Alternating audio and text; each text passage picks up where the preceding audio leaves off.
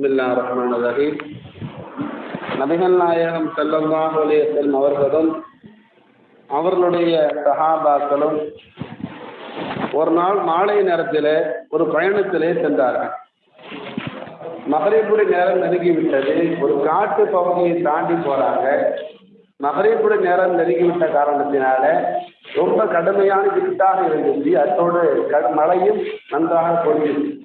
ரொம்ப இருட்டாக இருந்ததாலே மழையும் கடுமையாக பொழிந்ததாலே யார் யார் எங்கே நிற்கிறாங்க என்பதை தெரிய முடியாத ஒரு சூழ்நிலை அங்கே நடந்தது. அல்லாஹ்வுடைய தூதர் கூட எங்கே நிற்கிறாங்க என்பது கூட சஹாபாக்களுக்கு தெரியல. சஹாபாக்கள் சொல்றாங்க, அப்துல்லா இப்னு குபைப் என்ற சஹாபி இந்த ஹதீஸ் அறிவிக்கிறாங்க, நஸ்ருபு ரசூலுல்லாஹ், எங்களுக்கு மகரிபுடைய ஜமாத்தை தொழுகை நடத்துவதற்காக அல்லாஹ்வுடைய தூதரை நாங்கள் தேடினோம், நாயகத்தை காண முடியல. இப்போ அதற்கு நாமும் சற்று நேரம் தேடிய பிறகுதான் அல்லாஹ்வுடைய தூதரை நாங்கள் பார்த்தோம். அந்த நேரத்தில் ரசூலுல்லாஹ்வை காண முடியாமல் நாங்கள் தவிச்சிட்டோம். ஏன்னு சொன்னால் காட்டு பகுதி, ராத்திரி நேரம், அல்லாஹ்வுடைய தூதரை காண முடியலை. எதிரிகளாலோ விஷ ஜந்துக்களாலோ அல்லாஹ்வுடைய தூதருக்கு ஏதாவது ஆபத்து வந்திருக்கும் என்றெல்லாம் நாங்கள் கவலையோடு தேடி பிறகு நாயகத்தை பார்த்துக் கொண்டோம். தேடி போய் வாடி போன அந்த முகத்தை, எங்களுடைய முகத்தை பார்த்து அல்லாஹ்வுடைய தூதர் அவர்களாக கேட்டாங்க, அன்பான தோழர்களே, கொஞ்ச நேரம் என்னை காண முடியல என்று நினைச்சிருக்கிறெல்லாம் கவலைப்பட்டதையும் அச்சப்பட்டதையும் என்னால் அறிய முடியுது. அன்பான தோழர்களே, நீங்க என்னை பற்றி எந்த கவலைப்படாதீங்க. ஏன் தெரியுமா, எனக்கு எந்த ஆபத்தும் இன்று மட்டுமல்ல என்றும் வராது.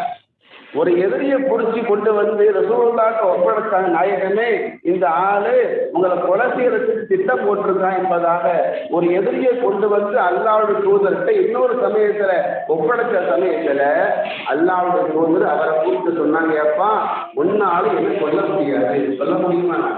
ஒரு கொலை செய்ய தேடுறான், அல்லாஹ்வுடைய தூதரை கொண்டு ஒப்படைக்கப்படுது அந்த ஆளை, எப்பா என்ன கொலை பண்ணிடாதப்பா, அல்லா இருப்பப்பா என்னை விட்டுடுப்பா என்று சொல்லாம, எப்பா உன்னாலே எல்லாம் என்ன கொல்லலாம் முடியாதுப்பா, அல்லாஹ்வுடைய பாதுகாப்பு எனக்கு இருக்குதுப்பா, பேசாம போப்பான்னு சொல்லிட்டாங்க. சொல்லலாம் நண்பர்களே, இதை பாருங்க, ரசூலுல்லாஹ் சொன்னாங்க, அன்பான தோழர்களே, எனக்கு எந்த ஆபத்து இன்று மட்டுமில்லை என்றைக்கும் வராது. ஏன் தெரியுமா, நான் ஒவ்வொரு நாளும் காலையில சுபஹ் தொழுகைக்கு பின்னால சூரத்துல் இக்லாஸ், குல் ஹுவல்லாஹு சூரா 3 முறை, குல் அஊது பரப்பில் ஃபலக் 3 முறை, குல் அஊது பரப்பின் நாஸ் 3 முறை ஓதி வருகிறேன். அதே போல மாலையில மகரிப் தொழுகைக்கு பின்னால இந்த 3 சூறாக்களையும் 3 முறை நான் ஓதிக்கிட்டு வரேன். நான் உங்களுக்கும் சொல்றேன், நீங்களும் ஓதுங்க. அல்லாஹ்வுடைய தூதர் சஹாபாக்களுக்கு சொன்னாங்க, அதை நான் மக்களே உங்களுக்கு நான் இப்பொழுது சொல்றேன், நீங்களும் அந்த அமலை செய்யுங்க. அல்லாஹ்வுடைய தூதர் சொன்னாங்க, யார் காலையிலே இந்த 3 சூறாக்களையும் ஓதுவாரோ அன்று மாலை வரையிலும் மனிதர்களாலோ விஷ ஜந்துக்களாலோ விபத்துகளாலோ எதிரிகளாலோ செய்வனையாலோ சூனியத்தாலோ ஏன் விஷத்தால் கூட எந்த ஆபத்தும் உங்களுக்கு வராது. காலையில் ஓதினால் மாலை வரையிலும் அல்லாஹ் பாதுகாப்பான், மாலையில் ஓதினால் மறுநாள் காலை வரையிலும் அல்லாஹ் பாதுகாப்பான்.